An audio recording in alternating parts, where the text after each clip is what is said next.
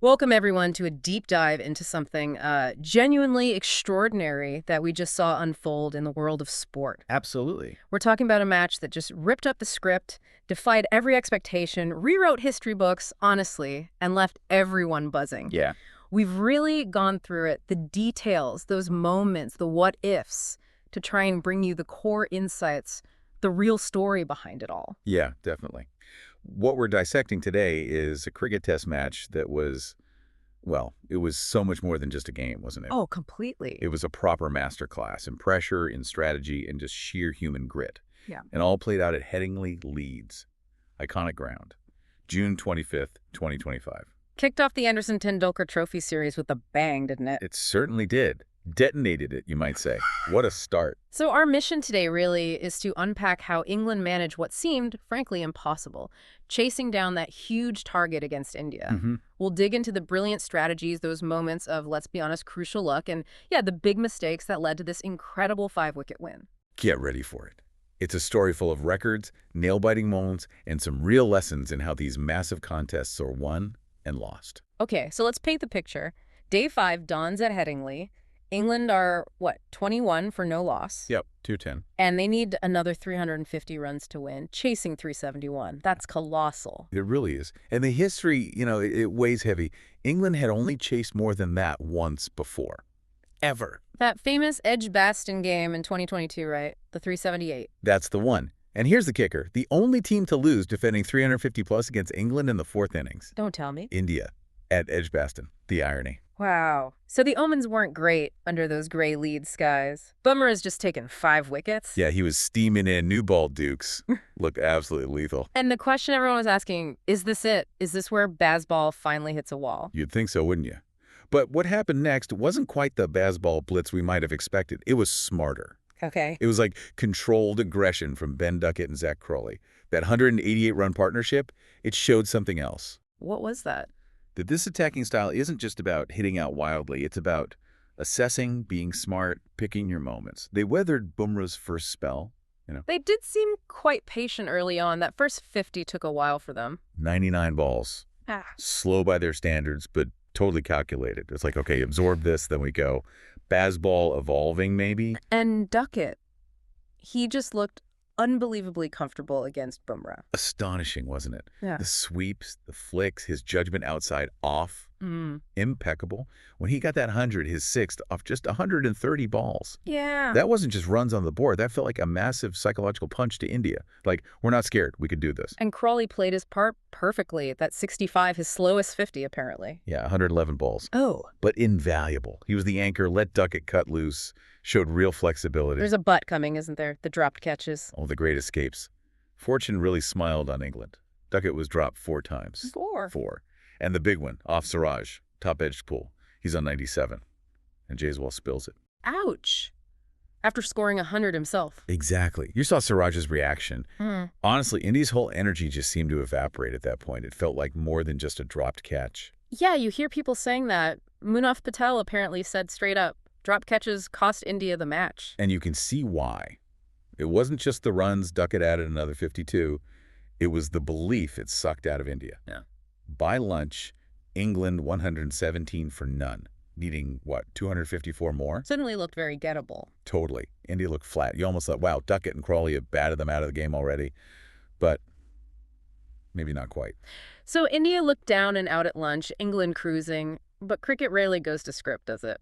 How did India claw their way back into it? What sparked that hope again? Well, yeah, just when you thought England might just stroll it, India hit back. And it was sudden. Quite traumatic, actually. Go on. Prasad Krishna, who'd been a bit leaky earlier, he found something, gets Crawley for 65. That broke the big partnership, 188 for 1. Okay, start.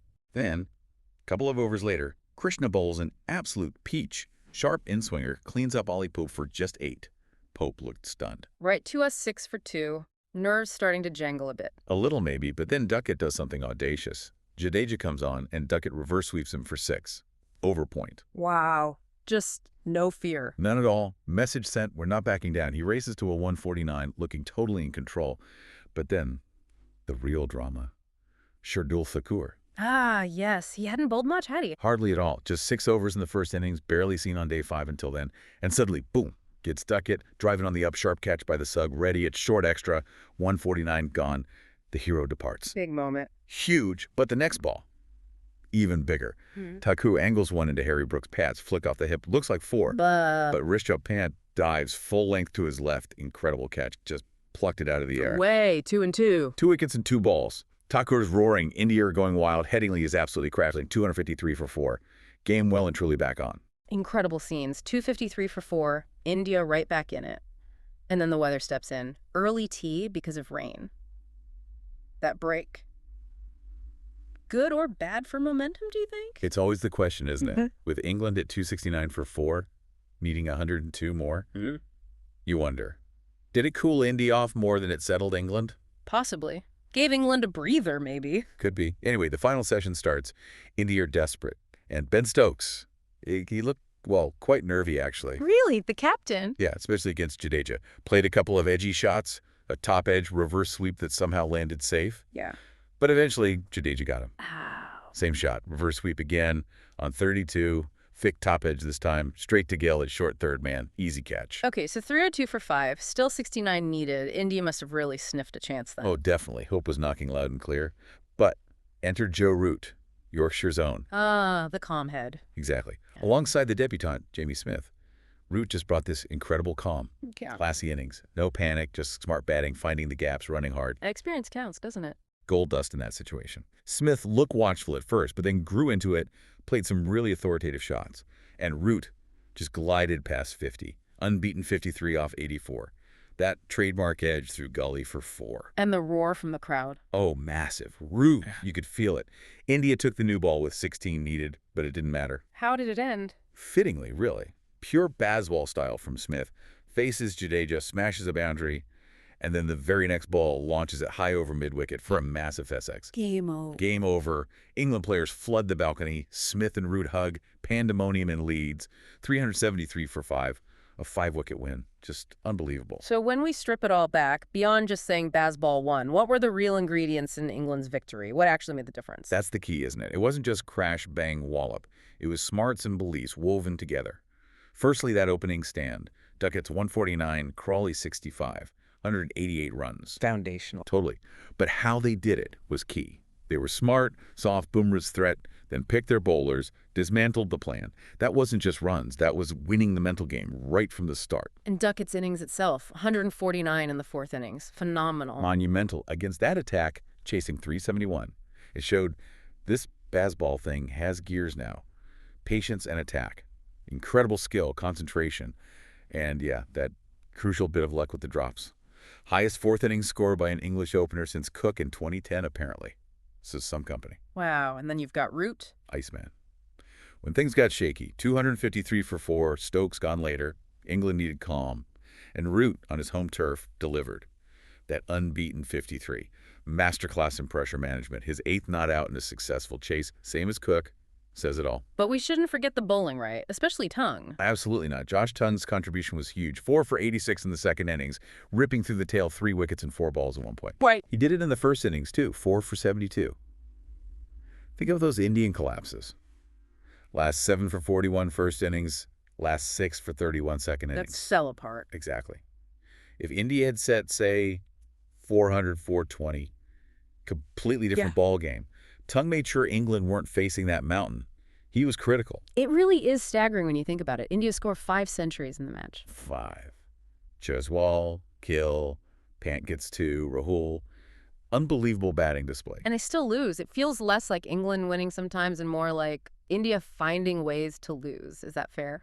It's harsh, maybe, but there's truth in it.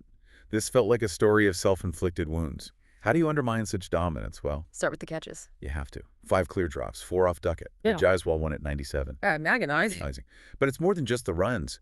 It's the psychology. Yeah. You give a player like Duckett, full of confidence, a life, then another. It just builds their belief and shatters yours. It screams vulnerability. Michael Vaughan said it, didn't he? India didn't take their chances. Simple as that sometimes. And the Shardul Thakur situation was odd. Very odd. You're bowling all-rounder, bowls 6 overs 1st innings, then on day 5 gets taken off after 3 expensive overs, vanishes for 31 overs, comes back on, and immediately gets 2 wickets. Doesn't make sense. It doesn't. And apparently it fits a pattern. Underusing the fifth bowler away from home, was it a lack of trust? Did it just burn out Bumrah and the others? Big tactical question mark there. Then the batting collapses. The tail-end tragedies. Well, England's tail wagged a bit. India's just disintegrated twice. 430 for 3 to 471 all out. Then 333 for 4 to 364 all out. That's criminal, really. You're gifting 80, maybe 100 runs. In a tight chase, every single run is vital. India basically handed back a pot of gold. And the support bowling. Bumrah was great, but... Yeah. Siraj and Krishna struggled for control, didn't they? Went for runs when India needed to build pressure, especially when the ball got older. It just released the squeeze England should have felt. And finally, the captaincy. Gill's first match. Look, he showed promise, but yeah, maybe some inexperience showed. The Thakur usage, some field placements people questioned, maybe even the declaration timing. Tough debut. He admitted as much afterwards, didn't he? He did. Said, we had our chances. A few drop catches, lower order not contributing. Young team is learning. It's a very public, very steep learning curve. So looking ahead now, the aftermath. The records alone are just mind-boggling. Absolutely tumbling. England's 371 chase, second highest ever for them, 10th highest all time, second highest at Headingley. And for India. History made, but not the good kind. No. First team ever to score 5 tons in a test and lose. Yeah. And get this. First team ever with 5 Centurions and 6 Ducks in the same test. 3 in each innings. Yeah. Just wow. Player of the match, obviously Ben Duckett for that 149. Deserved. Absolutely. Bedrock of the whole thing. And the captain's reactions told the story too. Stokes, all enthusiasm. Yeah. What a mint test match. Awesome. Chasing gives you confidence. Praise Tongue specifically, too, for cleaning up the tail twice. Yeah. Said it was massive. Well, Gill was more reflect. Understandably. A tough one. Had our moments. Catches didn't go our way. Have to rectify the collapses. Acknowledge the issues. Which leads, inevitably, to... The Gampier question. Yep. The coach's record now. What is it? 3 wins, 7 losses, 1 draw. Concerning numbers. They are. And his tactics, the fifth bowler thing, the fielding standards, they're definitely under the microscope now, heading into the next test. So the caravan rolls on to Edgbaston, July 2nd. The lessons from Headingley seem pretty stark, particularly for India. Oh, crystal clear. Fielding needs fixing urgently. No more excuses. Lower order has to contribute. And they need a clear plan for that fifth bowler, plus proper support for Bumrah. He can't do it all alone. And Edgbaston holds some ghosts for them too, doesn't it? It does. That 2022 chase, 378, happened right there. Not exactly comforting history for them. Meanwhile, England must feel like they can chase down absolutely anything right now. The confidence must be sky high. Almost supernatural belief. This Anderson Tendulkar Trophy series just exploded into life, didn't it? It really did. But beyond the cricket specifics, what this match really hammers home, I think, is that deep psychological battle in any high-stakes situation. How those moments, brilliance, yes, but also those mistakes, like a simple dropped catch, how they just ripple outwards, affecting morale, strategy, the whole feeling.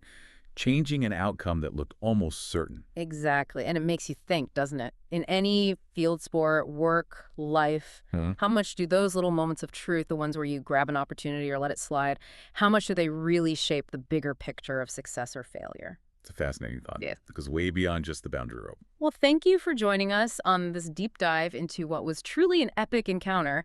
Until next time, keep digging, keep learning, and yeah, keep asking those fascinating questions. Right.